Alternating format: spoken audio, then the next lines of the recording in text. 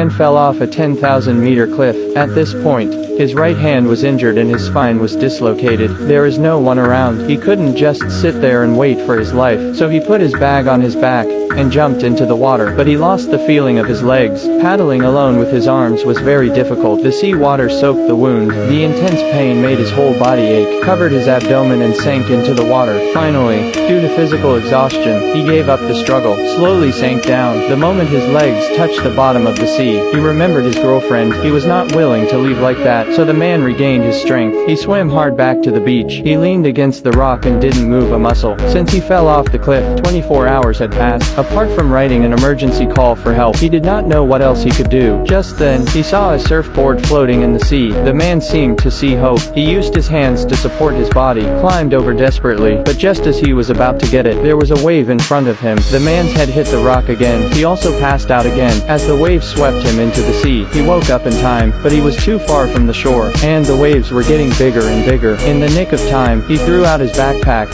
and hung it on the scorched rock. Hard to resist the waves, and at that moment, a helicopter flew in the air. Although he shouted for help, but the plane did not find him. He could only watch the plane go away. After a long time, the waves finally subsided. His hand was still hanging on the scorched rock. A seagull found an opportunity. He took a bite of the wound. The pain woke him up instantly. 36 hours had passed since he fell off the cliff. He hadn't taken a drop of water in that time. Without timely hydration, may lead to shock. He saw a can on the side. He hurriedly reached out to get it, but it was filled with seawater. The man fell on the beach in despair. When he woke up again, it was already late at night. By now his legs were already frozen purple. Even if he was rescued, his legs would have to be amputated. Hungry and thirsty, dragging his unconscious legs, he found a roll of tinfoil and a wooden stick. Then he dug out a pit of earth. Laying the tinfoil flat in the pit, he began to collect his own urine, but due to his injuries, the urine that came out was all bloody. It was impossible to eat. At that moment, the sky began to thunder and lightning. He hurriedly laid out the tinfoil, ready to catch some rain to drink a painful, but the rain was gone after a few drops. Drink a few drops of water from the cup, and then dried up the water droplets on the tinfoil. Fell down and fell asleep. He was awakened by the ringing of his cell phone. He rushed to pull the phone out of the sand. Translated with www.deeple.com. Translator,